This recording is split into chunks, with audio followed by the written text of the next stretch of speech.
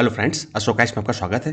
Friends, 48 वर्षों की PYQ practice हम लोग कर रहे थे, जिसमें 1979 से लेकर के और वर्तमान समय तक 2026 तक के पीवाईक्यू हमको करने हैं। ठीक है, इसको हम प्रैक्टिस सीरीज में लेकर के इसलिए चल रहे हैं दोस्तों कि इसमें केवल हम प्रैक्टिस कराएंगे, प्रश्नों को दिखाएंगे, आंसर बताएंगे और उसमें कुछ जहाँ तक लगेगा वहाँ समझाने की कोशिश करेंगे। बाकी आपको नहीं समझ में आता है, कहीं कोई दिक्कत आती है तो आप हमें कमेंट भी कर सकते हैं। बाकी फिर भी आपको पीडीएफ उपलब्ध करा दी जाएगी टेलीग्राम पे, आप वहाँ जाकर के इसके डिस्क्रिप्शन को भी देख सकते हो। जैसे ये मान लो प्रश्न है, ठीक है, तो प्रश्न की मैंने चर्चा कर दी। मान लो ये प्रश्न है, प्रश्न मैंने पढ़ा, ठीक है, इसके आंसर जो भी हैं वो मैंने आंसर बता दिए। ठीक है, आप मुझे कमेंट में बता सकते हो इसके आंसर। ठीक है, मैं आपको समय भी दूंगा करने के लिए और इसके बाद मैं आंसर बता दूंगा आपको। बाकी आपको डिस्क्रिप्शन मान लो यहाँ पर कुछ मुझे लगेगा तो मैं आपको बता दूंगा। बाकी आपको ये सब पीडीएफ मिल जाएगी, तो पीडीएफ आप जब उपलब्ध हो जाएगी तो आप वहाँ से डाउनलोड करके खुद से पढ़िए। बाकी 2011 से लेकर के आपको डिटेल पढ़ना है तो 2011 से लेकर 2026 तक की हमारी एक अलग सीरीज चलेगी, जिसमें 2011-12 की मैंने सीरीज पढ़ा रखी। 2011 और 12 का डिटेल एनालिसिस कर रखा है। डिटेल्ड एनालिसिस है, इसका मतलब है कि बहुत डिटेल में हम लोग उसको देखेंगे, क्योंकि वो इसलिए डिटेल में पढ़ना जरूरी है, एनालिसिस करना जरूरी, क्योंकि वो लेटेस्ट हमारा जो है सिलेबस है, लेटेस्ट पीवाईक्यू है। ये पीवाईक्यू बहुत पुराने हैं, इस तरह के पीवाईक्यू आप पूछे नहीं जाएंगे। ठीक है, लेकिन फिर भी हम लोग करते क्या है कि यूपीएससी मतलब इसलिए पढ़ रहे हैं क्योंकि यूपीएससी क्या करेगा कि जैसे मान लो यहाँ पर दिया हुआ है कि भारत में हाल ही में यह पाया गया है कि मलेरिया के मामलों में वृद्धि हो रही है, तो मच्छर में डीडीटी के प्रति प्रतिरोधक हो गए हैं। तो डीडीटी जैसे ये ऑप्शन में दिया हो तो यूपीएससी इसको उठा करके प्रश्न बना रहा है। ठीक है, मैंने जो एनालिसिस किया है मैं अपने एनालिसिस से बता रहा हूँ, तो ऐसे बना रहा है, तो इसलिए ऑप्शन को हमें छोड़ना नहीं है, बस इसलिए हम लोग इस सीरीज को पढ़ रहे हैं। ठीक है, तो ये फायदा, एक तो प्रैक्टिस का फायदा मिल जाएगा, दूसरा ये है कि ऑप्शन से कोई सवाल बन रहे हैं तो वो आपको पकड़ में आ जाएंगे। तो अभी तो हमारा 1979 से, तो यहाँ थोड़े बचकाने सवाल है, लेकिन आगे धीरे धीरे सवालों की संख्या मतलब सवाल बेहतरीन सवाल बनने शुरू हो जाएंगे, तो फिर हमको वो छोड़ना नहीं। तो शुरुआत हम लोग 1979 से कर रहे हैं तो इसको हम लोग छोड़ेंगे नहीं। तो इस तरह से 2026 तक हम लोग इसको प्रैक्टिस सीरीज के रूप में चलाएंगे, तो आपको इसको निरंतर करते रहना। ठीक है दोस्तों, तो अगर आपको सीरीज अच्छी लग रही हो तो आप हमें कमेंट करके जरूर बताएं, क्योंकि दोस्तों देखिए आपकी तरफ से जब सपोर्ट मिलता है तो अच्छा लगता है, पढ़ने में भी अच्छा लगता है, मजा भी आती है, मुझे पढ़ाने में भी अच्छा लगता है। बाकी उत्तर लेखन प्रोग्राम भी हमारा चलेगा, वो हमारा चल ही रहा था, मैंने उसको रोक दिया था क्योंकि इस सीरीज में, क्योंकि देखिए हमारे पास दोस्तों टीम बहुत बड़ी नहीं है, छोटी टीम है, तो हम इसको भी ध्यान देते हैं कि आपको कोई छूटे भी ना कुछ चीज़, आपको सारी चीज़ें मिलती भी रहे। तो हमारी कोई भी सीरीज छूटेगी नहीं, बस आप लोगों को सपोर्ट चाहिए और ये सीरीज निरंतर आपको मिलती रहेगी। तो चलते हैं हम सीधे प्रश्न को देखते हैं। ठीक है, तो प्रश्न पढ़िए पहले, जो है पॉज करके आप 26 नंबर प्रश्न को पढ़िए। यहाँ क्या कह रहा है, सर्पेंटीना पौधे, इसको सर्पगंध पौधा भी बोल देते हैं। ठीक है, सर्पगंध पौधा, सर्पगंध पौधे से प्राप्त रेशर पिन या रेशर प्रिन भी बोल देते हैं, इसको प्रिन भी बोल देते हैं, रेशर पिन भी बोलते हैं। रेशर पिन का उपयोग किस लिए किया जाता है? दर्द कम करना, इसके लिए, उच्च रक्तचाप को कम करना, इसके लिए, निम्न रक्तचाप से राहत दिलाना, इसके लिए, रिकेट्स का इलाज करने के लिए। अब इनमें से कौन सा ऑप्शन है? तो आपको पता होना चाहिए कि इसका उपयोग जो है उच्च रक्तचाप को कम करने के लिए किया जाता है, हाई ब्लड प्रेशर को कम करने के लिए किया जाता है, तो इसका ऑप्शन बी होगा। बाकी आपको इसके ऑप्शन में कुछ चीज़ दिक्कत कर रही है, जैसे रिकेट्स के बारे में आपको नहीं पता है मान लो, तो इसके बारे में भी आपको पता होना चाहिए। बाकी high blood pressure, low blood pressure आपको पता है, पता होना चाहिए, क्योंकि वर्तमान की बीमारियां आजकल चल रही हैं, तो इनसे यूपीएससी कुछ अगर घुमा के बनाना चाहेगा, अगर वर्तमान में कोई करंट में इशू चल रहा है इस तरह का, तो वर्तमान में अगर कुछ चीज़ ऐसी बनती है तो इसको छोड़ना नहीं है। रिकेट्स के बारे में आपको थोड़ा देख लेना है। ठीक है, दर्द कम करने के लिए दवाइयाँ इस्तेमाल करी जाती हैं, ठीक है, वो सब चीज़ें आपको पढ़नी, क्यों इसका क्यों इस्तेमाल किया जाता है। ठीक है, ये सब चीज़ें आपको पता होना चाहिए, क्योंकि दर्द कम करने वाली दवाइयाँ आजकल व्यक्ति जो खाते हैं तो उनकी किडनियाँ डैमेज हो जाती हैं, तो ये ऐसे सवाल यूपीएससी बना देता है। ठीक है, तो हमें छोड़ना कुछ नहीं है, बस ये कि यहाँ पर ये सीरीज प्रैक्टिस के लिए है, तो हम लोग इसको प्रैक्टिस करते हुए ही आगे चलेंगे। बाकी यहाँ पर इसके जो है डिस्क्रिप्शन को जो है हम लोग बहुत मतलब डिटेल में जाकर नहीं पढ़ेंगे, आप इसको पॉज करके पढ़ भी सकते हो। बाकी पीडीएफ आपको उपलब्ध हो जाएगी, तो पीडीएफ से आप लोग जो है बेहतरीन तरीके से तैयारी कर सकते हो। ठीक है दोस्तों, क्योंकि फिर ऐसे समझाने लगूंगा, सब कुछ करने लगूंगा तो फिर बहुत ज़्यादा वीडियो लंबा भी हो जाएगा। बाकी आपको पीडीएफ मिल ही जाएगी। बाकी ये सीरीज हम लोग छोड़ भी नहीं रहे हैं, 1979 से कर रहे हैं तो ये पूरा ही होगा। ठीक है, फिर आपका प्रश्न नंबर 27 है, भारत में हाल ही में यह पाया गया है कि मलेरिया के मामलों में वृद्धि हो रही है। अब मलेरिया के मामलों में वृद्धि क्यों हो रही है? क्या मच्छर डीडीटी के प्रति प्रतिरोध हो गए हैं? ठीक है, अब डीडीटी के बारे में आप मुझे बताइए कि ये क्या होता है। ठीक है, गांवों में गरीबी इसके कारण हो रहा है, खराब स्वच्छता स्थितियों के कारण हो रहा है, जनसंख्या वृद्धि कारण या असंभव हो गया है। अब इनमें से आपको कुछ भी आंसर, जो भी आंसर इसका हो आप हमें बताइए। इसका आंसर है, कमेंट करके मुझे बताइए। ठीक है, वैसे इसका आंसर ए है। ठीक है, मच्छर डीडीटी के प्रति प्रतिरोधी हो गए। ठीक है, तब इसका आंसर जो है आप मुझे बताते चलिएगा। ठीक है, तो हम चलते हैं सीधे आगे प्रश्नों पर। अब इसको पॉज करके ये पढ़ लीजिए, डीडीटी का प्रभाव। ठीक है। डीडीटी का प्रभाव, भारत में मलेरिया नियंत्रण के लिए लंबे समय तक डीडीटी का व्यापक रूप से छिड़काव होता रहा है। ठीक है, तो डीडीटी के विषय में मुझे बताना है, इसका आंसर ये है ए। ठीक है, चलते सीधे। बादल वाली रातों में कम ओस बनती है क्योंकि, अब ओस क्यों कम बनती है? मान लो बादल है, मान लो ये पृथ्वी है, ठीक है, अब ये ऊपर बादल है, ठीक है, मान लो बादल है, अब यहाँ पर ओस नहीं बन रही है। क्यों नहीं बन रही है? अगर बादल है तो ओस क्यों नहीं बन रही? अगर बादल ना होते तो ओस बनती है, ऐसा क्यों होता है? तो इसको पढ़िए। पहला ऑप्शन, बादल गिरती हुई ओस को सोख लेते हैं, बादल नमी बिखेरते हैं, बादलों वाली रातों में विकिरण बहुत धीमी गति से होता है, बादलों वाली रातों में विकिरण बहुत तेज गति से होता है। क्या है इसका आंसर? इसका आंसर आप हमें कमेंट में बताना, बाकी इसका आंसर सी है। ठीक है, तो इसको अब देखिए, जैसे कि मान लो कि होता क्या है, अब आपको कुछ बच्चों को पता होगा, बाकी मैं यहाँ पर बताना नहीं चाहता लेकिन फिर भी बता देता हूँ कि बादलों वाली रातों में विकिरण, अब देखिए यहाँ पर क्या होता है, सूर्य दिन भर जो है, सूर्य की गर्मी हमारे पृथ्वी पर आती है शॉर्ट वेव रेडिएशन के रूप में, SWR के रूप में। ठीक है, फिर यहाँ पर पृथ्वी दिन भर उसको सोखती रहती है, फिर इसको लॉन्ग वेव रेडिएशन के रूप में बाहर निकलती है। ठीक है, ये गर्मी क्या होती है, जब बादल नहीं होते तो ये गर्मी बाहर निकल जाती है, तो यहाँ पर तापमान बिल्कुल ठंडा हो जाता है। जब ठंडा तापमान होगा तो ओस की बूंदें बनेंगी। ठीक है, अब क्या होगा कि यहाँ बादल जब रहते हैं तो ये जो लॉन्ग वेव रेडिएशन ऊपर जाती है, इससे टकरा कर कुछ तो बाहर निकल गई, अब कुछ वापस लौट आती, तो यहाँ गर्मी बनी रहती, तो इसलिए ओस की बूंदें नहीं बन पाती। ठीक है, तो ये कारण है सी। बाकी और भी कारण हो सकते हैं दोस्तों, अगर कुछ है तो मुझे बताइए। ठीक है, क्योंकि मैं बहुत ज़्यादा ज्ञानी तो नहीं हूँ, लेकिन जितना है कि हमें कंपटीशन निकालने के लिए जितना हमें ज्ञान चाहिए उतना नॉलेज मेरे पास है, जो कि मैं आपको आराम से दे सकता हूँ। ठीक है, 29 नंबर प्रश्न को पढ़ते हैं। दुधारू पशुओं को कपास के बीज खिलाना, कपास के बीज का मतलब बिनोला खिलाया जाता है, तो होता क्या है? अगर ऐसा खिलाया जाता है तो होता क्या है, होगा क्या? वसा की मात्रा अस्थायी रूप से बढ़ जाती है। ठीक है, वसा की मात्रा को अस्थायी रूप से कम करता है। ठीक है, वसा की मात्रा कम या ज़्यादा हो सकती है, वसा की मात्रा में कोई परिवर्तन नहीं होता है। अब इनमें से क्या होगा, अब आपको बताना है। इसका आंसर होगा ए, वसा की मात्रा अस्थायी रूप से बढ़ जाती है। भाई सीधी सी बात है कि जब दुधारू पशु जो होते हैं उनको आप कपास के बीज खिलाओगे तो सीधी सी बात है कि जो जब तक खिलाओगे तब तक उनमें वसा फैट जो है ज़्यादा होगा, इसीलिए खिलाया जाता था। ठीक है, बिनौला आज भी आप देखते हो बिनौला खिलाया जाता है। ठीक है, तो इसको आप पॉज करके पढ़ सकते हो। 28 नंबर का आंसर है, ये आपका 29 नंबर का आंसर है। ठीक है, बाकी आप जो है यहाँ देख लीजिए। पशुओं में मुख एवं पैर के रोग किस कारण से होते हैं? क्या बैक्टीरिया के कारण होते हैं, क्या वायरस के कारण होते हैं, क्या कवक के कारण होते हैं, या पेनिसिलियन के कारण होते हैं? किस कारण से होते हैं? तो आपको पता होना चाहिए, इसका आंसर क्या है आपका? वायरस। ठीक, वायरस के कारण इनके पैर और मुख और पैर के रोग होते हैं। ठीक है, इसको भी पढ़ सकते हो आप। कोई वस्तु जल में आंशिक रूप से तैरती है जब विस्थापित जल का आयतन पिंड के आयतन से बराबर होता है। ठीक है, पिंड मतलब वस्तु जो आंशिक रूप से तैरती है, जो विस्थापित जल का आयतन पिंड के आयतन से अधिक होता है, विस्थापित जल का भार वस्तु के भार से बराबर होता है, विस्थापित जल का भार वस्तु के भार के अधिक होता है। इसमें से क्या आंसर है, मुझे बताइए इसका आंसर, जल्दी बताइए। इसका आंसर होगा सी, विस्थापित जल का भार वस्तु के भार के बराबर होता है। ठीक है, इसका आंसर मुझे जल्दी जल्दी बताइए जो है, जिससे क्या हो कि ये सीरीज आपको फायदा पहुंचाए, या प्रैक्टिस आपको जल्दी जल्दी से करना है, जल्दी से आंसर बताना है इसका।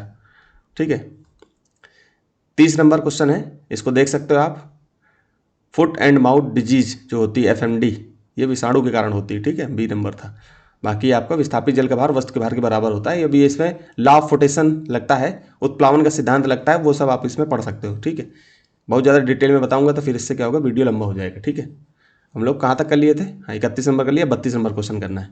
जल की स्थायी कठोरता को निम्न द्वारा दूर नहीं किया जा सकता है। किसके द्वारा दूर नहीं किया जा सकता है, इसको बताइए। उबालना के द्वारा हो सकता है, कास्टिक सोडा मिलाना से हो सकता है, या आसवन विधि से हो सकता है, या सोडा मिलाने से हो सकता है। किस कारण से हो सकता है? इसका कारण उबालना।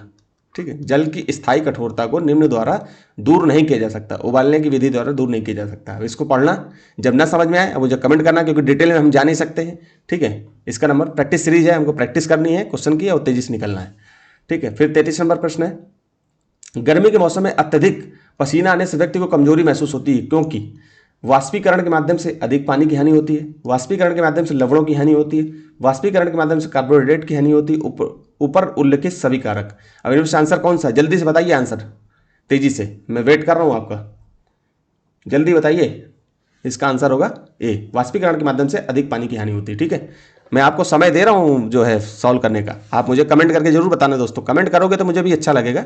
इसका 32 नंबर का आंसर ए है, आप देख सकते हो यहाँ, और 33 नंबर का ऑप्शन भी ए है। ठीक है, यहाँ पर मैंने दोनों के ए ही बताया है। ठीक, मैं रट के नहीं आया हूँ जो क्वेश्चन आप देख रहे हो कि रट के सर कहीं से देख तो नहीं रहे हैं। ठीक है, आप लोगों के सामने ही पढ़ रहा हूँ, देख रहा हूँ, बस आपको समय दे रहा हूँ। ठीक है, एक पौधे की दो शाखाओं से दो अलग अलग फल उगते हैं, टमाटर और बैगन। ठीक है, एक मान लो एक शाखा पेड़ है ये। ठीक है, ये पेड़ है, एक शाखा से आपका टमाटर उग जाता है। ठीक है, ये टमाटर हो जाता है, और एक एक शाखा से आपका बैगन हो जाता है। ठीक है, अब जैसा भी बैगन बना हुई है देख लेना। ठीक है, तो एक शाखा से बैगन हो जाता है, एक शाखा से आपका टमाटर हो जाता है। तो ये किस कारण से होता है, इसे इसे इस प्रकार समझाया जा सकता है, संकरण द्वारा, एक को दूसरे के साथ ग्राफ्ट करके, प्रकृति की विचित्रता से, ऊपर उल्लिखित ए या सी। अब इसमें से क्या है, आप इसको जल्दी से आंसर बताइए इसका। अब आप सीधी सी बात है, ग्राफ्टिंग करके होगा, तो एक दूसरे के साथ ग्राफ्ट करके होता है, सीधी सी बात है, ये तो आंसर है। आप जल्दी से मुझे आंसर बताइए। ठीक है, मैं थोड़ा जल्दबाजी में इसलिए पूछ रहा हूँ क्योंकि आप जब कम एग्जामिनेशन हॉल में तो ऐसा प्रेशर आपके अंदर क्रिएट होगा, तो वहाँ बैठे बैठे जब आप प्रश्न पढ़ोगे तो आपके अंदर वो प्रेशर में क्रिएट करना चाहता हूँ जो एग्जामिनेशन हॉल में होना चाहिए। जब एग्जामिनेशन हॉल में आप यूपीएससी के प्रश्न को हल कर रहे होगे तो ऐसा ही दबाव आपके अंदर से निकल के आता है कि जल्दी जल्दी आंसर हमको बताना है, तेजी से, है ना। फिर आपका 35 नंबर प्रश्न, समुद्र जल का घनत्व तो सबसे अधिक होता है। ठीक है, गहराई बढ़ने पर लवणता भी बढ़ती है। समुद्र जल का जो घनत्व होता है वो सबसे अधिक कब होता है, गहराई बढ़ने पर लवणता भी बढ़ती है, गहराई घटती है और लवणता बढ़ती है, गहराई बढ़ती है और लवणता घटती है, गहराई घटती है और लवणता बढ़ती है। अब इसमें से आंसर कौन सा, जल्दी से बताओ। इसका आंसर होगा पहला, गहराई बढ़ने पर लवणता भी बढ़ती है। ठीक है, इसका आंसर आप देख सकते हो, पहले का 34 नंबर का बी है, एक दूसरे के साथ ग्राफ्ट करके, और 35 नंबर का ए है। ठीक है, आगे चलते हैं हम लोग। यकृत का कार्य क्या है, लीवर का क्या कार्य होता है। ठीक है, ये इंग्लिश से हिंदी में दोस्तों ट्रांसलेट की गई है, यूपीएससी भी इसी तरह के ट्रांसलेट करता है, तो इसीलिए जो है थोड़ा सा हम लोग भी इसी तरह, क्योंकि हमें भी ट्रांसलेट करना है, तो हम लोग भी ट्रांसलेट करके कोशिश करते हैं कि यूपीएससी टाइप का ही क्वेश्चन बनाएं, कि जिससे क्या हो कि आपको शब्दावली पे वैसी पकड़ हो जैसे यूपीएससी पूछता है, जिससे आप भ्रमित ना हो। ठीक है, हिंदी माध्यम को मतलब कुल मिला के इतनी प्रैक्टिस करा दूंगा कि आपका प्रीलिम्स रुकेगा ही नहीं। हिंदी माध्यम का जो प्रीलिम्स रुकता है वो कहीं ना कहीं इस कारण से भी रुकता है कि उनको क्वेश्चन ही नहीं समझ में आता है कई बच्चों को, तो क्वेश्चन समझने की प्रकृति को ही चेंज करना है। आप चेंज करोगे तो इतना आसान हो जाएगा ये परीक्षा कि आप आराम से क्वालिफाई कर सकते हो। तो यकृत का कार्य क्या है, भोजन के पचाने को बढ़ावा देना। आपको लगे कि ये तो है ही है, लग ही रहा है। श्वसन को बढ़ावा देना, श्वसन का कार्य तो ये होता नहीं है, तो ऐसे आप हटा सकते हो, देख सकते हो। ग्लूकोज को ग्लाइकोजन या ग्लूकोजन लिखा हुआ है, ग्लाइकोजन भी पढ़ सकते हो, ग्लाइकोजन के रूप में संग्रहित करना। इनमें से कोई नहीं। अब इसमें से आंसर आपको बताना है कि इसका आंसर क्या होगा, जल्दी बताओ इसका आंसर क्या होगा। यकृत का कार्य क्या है इनमें चारों में से, ABCD में से कौन सा आंसर है, जल्दी बताओ। सी इसका कार्य होगा, ग्लूकोज को ग्लाइकोजन के रूप में संग्रहित करना। फिर 37 नंबर, दूध के पाश्चुरीकरण पाश्चराइजेशन के लिए तापमान का चयन इस प्रकार किया जाता है कि सूक्ष्म जीवों को मार डालो, सूक्ष्म जीवाणुओं को मारें, इसे बिना जमे लंबे समय तक संग्रहित करें, सूक्ष्म जीवों और अन्य हानिकारक जीवाणुओं को मारना। अब पाश्चराइजेशन मुझे बताओ क्या होता है, पाश्चराइजेशन या पाश्चुरीकरण। ठीक है, इसको मुझे जल्दी बताना, आसानी से पच जाए भोजन, ऐसा है क्या, कुछ है तो इसको बताना। इसका आंसर होगा डी। ठीक है, 37 नंबर का आंसर होगा डी, सूक्ष्म जीवों अन्य हानिकारक जीवाणुओं को जब मार दोगे तो पाश्चुरीकरण आसानी से हो जाएगा। ठीक है, इसका आंसर 36 नंबर का ग्लूकोज को ग्लाइकोजन में के रूप में संग्रहित करता है, और 37 नंबर का है सूक्ष्म जीवों अन्य हानिकारक जीवाणुओं को मारना। ठीक है, आगे चलते हैं हम लोग। भंडारित अनाजों में कीटों की वृद्धि के लिए सबसे महत्वपूर्ण कारक क्या है, अनाजों की नमी। ठीक है, अनाजों का तापमान, अनाजों की नमी और तापमान, उपरोक्त में से कोई नहीं। क्वेश्चन को फिर से पढ़ लीजिए, भंडारित जो अनाज होते हैं में कीटों की वृद्धि, कीटों में वृद्धि होगी तो उसके लिए सबसे महत्वपूर्ण कारक क्या है, जल्दी से मुझे आंसर बताइए इसका कौन सा आंसर। अनाजों की नमी, अनाजों का तापमान, अनाजों की नमी और तापमान दोनों, और उपरोक्त में से कोई नहीं। सीधी सी बात है, इसका आंसर सी होगा कि अनाजों की नमी निर्धारित करती है कि कीट कब होंगे, और उसके साथ साथ तापमान भी इसको निर्धारित करेगा। ठीक है, फिर 39 नंबर क्वेश्चन पे, किसी वृक्ष की आयु को निर्धारण किया जा सकता है। अब देखिए ये सवाल बहुत सरल है, आप इससे ये मत सोच रहे कि ऐसे सवाल तो यूपीएससी पूछेगा नहीं तो ऐसा क्यों करा रहे हैं, लेकिन ये प्रैक्टिस इसलिए करा रहे हैं क्योंकि यूपीएससी इनके प्रश्नों को घुमा के पूछ सकता कभी भी, एक दो प्रश्न भी रख देगा तो ये सीरीज देखने का फायदा आपको मिलेगा। ठीक है, तो इसमें किसी वृक्ष की आयु को निर्धारण किया जा सकता है छल्लों की संख्या गिनकर, छाल की मोटाई से, वृक्ष के थोक द्वारा, पत्तियों की संख्या के आधार पर। अब आपको इनमें से बताना क्या आंसर होगा इसका। ठीक है, जल्दी बताओ। छल्लों की संख्या आपको पता है ना, जो आपके पेड़ होता है, मान लो पेड़ को काटोगे तो उसके अंदर छल्ले बने होते हैं, जितना साल पुराना होगा, जितने मोटाई होगी, उसके छल्ले आप आधार पर बता सकते हो कितने साल पुराना है। ठीक, वृक्ष की आयु को इसी आधार पर हम लोग बता सकते हैं। ठीक है, तो अब देखते हैं इसका। देखिए 38 नंबर का अनाजों की नमी और तापमान, सी आंसर हो गया। इसका आंसर ए होगा। ठीक है, मैं देख नहीं रहा हूँ, आपको लग रहा होगा, मैं सीधे आंसर बता रहा हूँ। बस ये है कि मैं बताने के लिए तो पूरा मुझे और समझाने की इच्छा अंदर से करती है, लेकिन समझा नहीं सकता क्योंकि समय का अभाव है, प्लस प्रैक्टिस भी करनी है और अन्य सीरीजें भी हमारी चल रही हैं, उनको भी ध्यान में देना है। निम्नलिखित में से किसे डार्विन का सिद्धांत कहा जा सकता है? किसे डार्विन का सिद्धांत कहा जा सकता है, अब आपको बताना है इसमें से। ठीक है, योग्यतम की उत्तरजीविता और अस्तित्व के लिए संघर्ष, कमजोर और मजबूत हमेशा एक निश्चित अनुपात बनाए रखते हैं, विभिन्न प्रजातियां आनुवांशिक उत्परिवर्तन से उत्पन्न नहीं होती हैं, इनमें से कोई नहीं। अब इनमें से कौन सा है, आप इसके बारे में बताइए। उच्च पर्वतीय क्षेत्रों में नाक से खून क्यों बहता है? अब इसका आंसर तो मैंने बताया नहीं, आप बताओ इसका आंसर क्या है 40 नंबर का। इसका आंसर होगा ए, योग्यतम की उत्तरजीविता और अस्तित्व के लिए संघर्ष। देख लीजिए यहाँ पर, योग्यतम की उत्तरजीविता और अस्तित्व के लिए संघर्ष। ठीक है, प्राकृतिक चयन का सिद्धांत, थ्योरी ऑफ नेचुरल सिलेक्शन, ये डार्विन का सिद्धांत है। ठीक है, ये चीज़ें आपको पता भी होंगी, नहीं पता है तो इसको रोक करके पढ़ सकते हो। बाकी इसके उच्च पर्वतीय क्षेत्रों में नाक से खून क्यों बहता है? रक्त कोशिकाओं का दबाव बाहरी दबाव से अधिक होता है, ऐसा है क्या? उच्च ऊंचाई पर दाब मैदानी इलाकों की तुलना में अधिक होता है, ऐसा है क्या? ये तो उल्टी बात हो गई। अधिक ऊंचाई पर रक्तचाप बढ़ जाता है, हाई ब्लड प्रेशर हो जाता है क्या? ऐसा होता है क्या? अधिक ऊंचाई पर रक्तचाप कम हो जाता है, ऐसा भी होता है क्या? तो मेरे हिसाब से आपका आंसर क्या होना चाहिए? मैं तो बता ही दूंगा, आप बताओ इसका आंसर क्या होना चाहिए। मेरे हिसाब से ए होना चाहिए। रक्त कोशिकाओं का दबाव बाहरी जो दबाव होता है हवा का जो है वो दबाव से अधिक होता है, तो इसलिए कान नाक से खून आ जाता है। 41 नंबर का रक्त कोशिकाओं का दबाव बाहरी दबाव से अधिक होता है। फिर आगे चलते हैं हम लोग, इसको पॉज करके आप पढ़ सकते हो दोस्तों, क्योंकि मैं अब ये एक एक आंसर पढ़ूंगा नहीं कि हमारे पास समय का अभाव है, हमें ज़्यादा से ज़्यादा प्रैक्टिस करनी है। अभी तो मैं 25 क्वेश्चन लेकर के आ रहा हूँ, आगे मुझे 100 क्वेश्चन तक कराने हैं, क्योंकि मुझे ये सीरीज खत्म करनी है बहुत तेज़ी से। दिसंबर तक इस सीरीज को खत्म कर देंगे तो 2011 वाली जो डिटेल एनालिसिस प्रोग्राम है उसको भी लेकर के आना है हमको, तो उसको भी पढ़ना है बहुत तेज़ी से। ठीक है, तो यहाँ पढ़िए, इसको मिटा देता हूँ। 1 लीटर ठंडी वायु का वजन, 1 लीटर मान लो ये है, 1 लीटर है। ठीक है, इसमें ठंडी वायु भरी है। ठीक है, 1 लीटर ठंडी वायु का वजन और शुष्क हवा 1 लीटर, 1 लीटर शुष्क हवा मान लो ये है, ये भी उतना बड़ा डिब्बा है। अब ये छोटा बन गया तो इसको मैं समझना 1 ही लीटर का है दोनों, 1 लीटर का ये है, 1 लीटर का ये भी है। ठीक है, दोनों 1-1 लीटर के हैं। इसमें आपकी शुष्क हवा भरी है और इसमें आपकी थोड़ी सी कोल्ड हवा है। ठीक है, ठंडी हवा है। तो क्या कह रहा है लीटर से, अब क्या कह रहा है 1 लीटर ठंडी हवा का वजन 1 लीटर शुष्क हवा से अधिक होता है। ऐसा क्यों होता है? ये ज़्यादा वजन होगा, ये कम वजन होगा। तो इसको मान लीजिए गर्म है तो इसके मॉलिक्यूल दूर दूर होंगे, इसके पास पास होंगे तो इसमें मॉलिक्यूल ज़्यादा होंगे ठंडी हवा में। तब इसको पढ़िए, ए नंबर। अणुओं के बीच टकराव की संख्या में वृद्धि होती है, कम तापमान पर अणुओं की संख्या में वृद्धि होती है, उच्च तापमान पर अणुओं की अधिक ऊर्जा होती है। ठीक है, उच्च तापमान पर अणुओं की ऊर्जा कम होती है। अब इसका आंसर जल्दी बताओ, इतना मैंने समझा दिया, अब इसका आंसर तुरंत आ जाना चाहिए आपके पास। इसका आंसर होगा बी, कम तापमान पर, जब तापमान कम होगा तो अणु पास पास होंगे तो अणुओं की संख्या में वृद्धि होगी, सीधी सी बात है। फिर 43 नंबर, टेस्ट ट्यूब बेबी शाब्दिक, टेस्ट ट्यूब बेबी जो होता है उस शब्द से क्या तात्पर्य? उस समय नॉर्मल था ये, अब तो आपको नॉर्मल लगने लगा है कि ये शब्द बहुत नॉर्मल है। उस समय के हिसाब से ये लगता होगा कि बहुत बड़ी चीज़ है, किसी को पता ही नहीं रहते होंगे कि होता क्या है। ठीक है, तो यहाँ पूछ रहा है अंडाणु का निषेचन परीक्षण नलिका में होता है लेकिन उसका विकास गर्भाशय में होता है। अंडाणु का निषेचन परीक्षण नलिका में होता है और अंडाणु का विकास भी परीक्षण नलिका में होता है। अंडाणु का निषेचन गर्भाशय में होता है लेकिन भ्रूण का विकास अंडकोशीय नलिका में होता है। गर्भाशय में निषेचन होता है और भ्रूण गर्भाशय में विकसित होता है। तो इसमें से कौन सा आंसर है इसका, ये बताइए। ठीक है, 43 का आंसर बताओ जल्दी से। पहला ही आंसर इसका होगा क्योंकि अंडाणु का निषेचन परीक्षण नलिका में होता है। टेस्ट ट्यूब बेबी है, ठीक है, तो एक परीक्षण नलिका में, बाकी इसका विकास जो है गर्भाशय में होता है। तो इसका सीधा सा आंसर है, इसको देख भी सकते हो। 42 नंबर का आंसर बी है, कम तापमान पर अणुओं की संख्या में वृद्धि होती है और बाकी अंडाणु का निषेचन परीक्षण नलिका में होता है लेकिन उसका विकास गर्भाशय में होता है। तो ये आंसर हो जाएगा। इन विट्रो फर्टिलाइजेशन, इसके बारे में आप लोग पढ़ना थोड़ा सा, इसको पॉज करके। ठीक है, आगे चलते हैं। 44 नंबर प्रश्न को पढ़ो। कार्बनिक पदार्थों का अपघटन किसके कारण होता है? विषाणु के कारण होता है, कि कवक के कारण होता है, कि बैक्टीरिया के कारण होता है, या इनमें से कोई नहीं? अब इनमें से कौन सा आंसर है आपको? तो कार्बनिक पदार्थों का अपघटन आप किसके द्वारा होता है, जल्दी बताओ।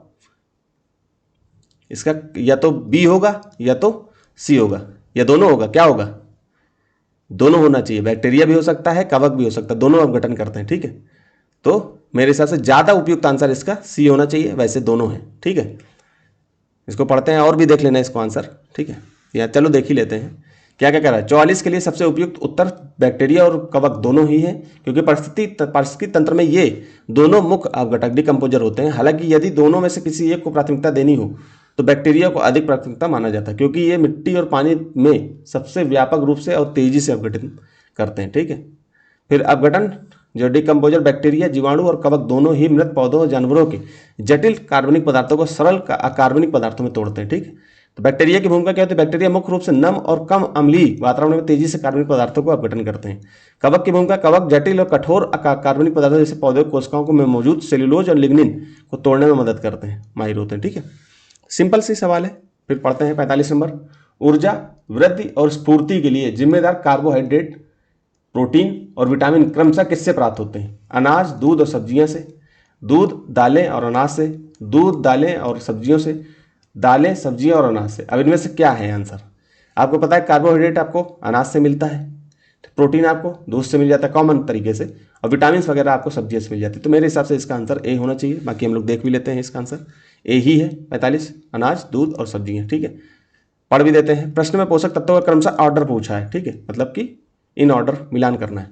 कार्बोहाइड्रेट ऊर्जा के लिए मुख्य रूप से अनाज जैसे गेहूं, चावल, मक्का में आपको स्टार्च वगैरह कार्बोहाइड्रेट जब मिलता है। ठीक है, प्रोटीन वृद्धि के लिए यह दूध, डेयरी उत्पादों और दालों में प्रचुर मात्रा में मिलता है।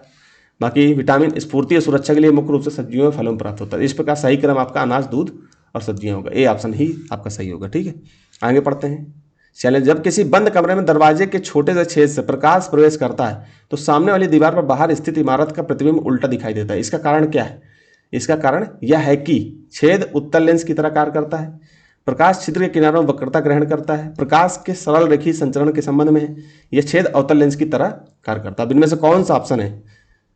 अब आप इसके बारे में मुझे बताइए, जल्दी बताओ आंसर, कमेंट करके बताओ। कमेंट करोगे दोस्तों तो मुझे बहुत अच्छा लगेगा दोस्तों। कमेंट के लिए ये बैठा हुआ मैं, कमेंट देखते कितने कमेंट आते हैं आपके। जल्दी बताओ,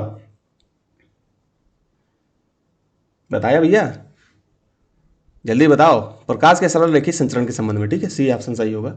बाकी 47 में, रोपण के बाद पौधे या पौध की वृद्धि हमेशा उचित नहीं होगी, क्योंकि मतलब रोपण के बाद पौधे की वृद्धि, मतलब एक मान लो ये पौधा है, इसको यहाँ से उखाड़ करके दूसरी जगह लगाया आपने, तो वृद्धि हमेशा सही नहीं होगी। कब नहीं होगी? जब वृद्धि नई मिट्टी में आवश्यक खनिज मौजूद नहीं हो सकते। प्रत्यारोपण के दौरान जड़ के रेशे क्षतिग्रस्त हो जाते हैं, जड़ें मिट्टी में गहराई तक नहीं पहुंच पाती। उपरोक्त सभी कारकों में से अब इनमें से कौन सा आंसर सही है? जल्दी बताओ इसका आंसर, जल्दी बताओ। मेरे हिसाब से इसका आंसर बी होना चाहिए। फिर भी हम देख लेते हैं इसका आंसर। पहले का आंसर जो है, जो 46 नंबर क्वेश्चन था, उसका प्रकाश के सरल रेखीय संचरण के संबंध में है, जो मैंने बताया। ठीक है, बाकी ये आपका प्रत्यारोपण के दौरान जड़ रेशे क्षतिग्रस्त हो जाते हैं, इसको आप रोक करके देख सकते हो। ट्रांसप्लांट शॉक के बारे में आप पढ़ सकते हो। ठीक है, अब हम चलते हैं आगे। 48 नंबर, नवजात शिशु को BCG का टीका लगाया जाना चाहिए जन्म के तुरंत बाद, 48 घंटों के भीतर, 7 दिनों के भीतर, 6 महीने के भीतर। अब आप BCG के बारे में आपको पता होना चाहिए। BCG क्या है? जल्दी बताओ कमेंट करके। अब इसका आंसर भी बताना है, जल्दी बताओ इसका आंसर क्या है। जन्म के तुरंत बाद BCG का टीका लगना चाहिए। ठीक है। 49 नंबर, एक साधारण घड़ी गर्मियों में समय के गलत बताने लगती है मतलब एक साधारण घड़ी गर्मियों में समय गलत बताने लगती है, इसका कारण क्या है? अब आपको 49 नंबर का आंसर बताना चाहिए। पेंडुलम की लंबाई बढ़ती है और आवर्तकाल भी बढ़ता है। पेंडुलम की लंबाई बढ़ती है और आवर्तकाल घटता है। पेंडुलम की लंबाई घटती है और आवर्तकाल बढ़ता है। पेंडुलम की लंबाई घटती है और आवर्तकाल घटता है। तो इसमें से क्या आंसर है? जल्दी बताओ मुझे इसका आंसर। बता दिया आंसर? मैं आपको बता देता हूँ इसका आंसर ए, पेंडुलम की लंबाई बढ़ती है और आवर्तकाल भी बढ़ता है। अब देखिए डिटेल में मैं इसका आंसर नहीं बताने जा रहा हूँ दोस्तों, ठीक है, क्योंकि फिर डिटेलिंग में बहुत ज़्यादा, मैं पहले ही बता चुका हूँ, डिटेलिंग करेंगे तो फिर बहुत ज़्यादा समय लगेगा। हमको ये सीरीज केवल प्रैक्टिस सीरीज के रूप में खत्म करनी है। ठीक है, जन्म के तुरंत बाद 48 नंबर का आंसर ये है। ठीक है, जैसे व्यक्ति बच्चा पैदा होता है तो तुरंत हमें BCG का टीका लग जाना चाहिए, बैसिलस कालमेट गुरिन, इसका टीका जन्म के तुरंत बाद हमें जितना जल्दी हो सके, संभव हो सके उतनी जल्दी लग जाना चाहिए। ठीक है, बाकी आपको पेंडुलम की लंबाई बढ़ती है, आवर्तकाल भी बढ़ता है, इसके बारे में भी आप देख लेना। तापीय प्रसार के बारे में पढ़ लेना, थर्मल एक्सपेंशन पेंशन के बारे में पढ़ लेना इसको। ठीक है, आगे पढ़ते हैं। 50 नंबर क्वेश्चन, 49 तक का लिए ना, हाँ 50 नंबर पढ़ना।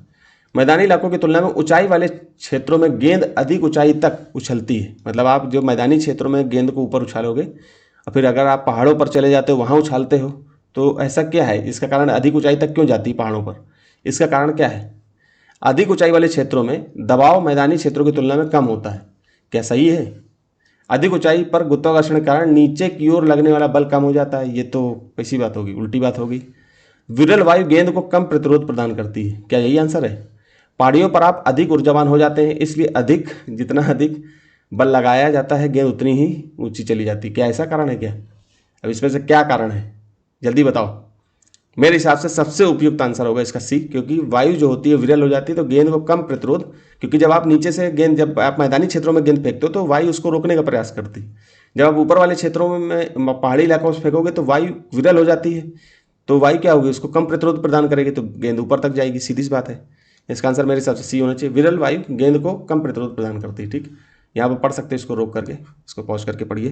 ठीक है दोस्तों, तो फिर यहीं तक रखते हैं दोस्तों। बढ़िया से पढ़िए और प्रैक्टिस खूब करिए, जितनी प्रैक्टिस हो सके खूब करिए, और कमेंट भी करिए। कमेंट करने से हमें भी एक जो है, हमें प्रोत्साहित होंगे कि नहीं यार हम मेहनत कर रहे हैं, तो आपकी तरफ से भी रिप्लाई हमें मिल रहा है। तो फिर यहीं तक रखते हैं दोस्तों। धन्यवाद।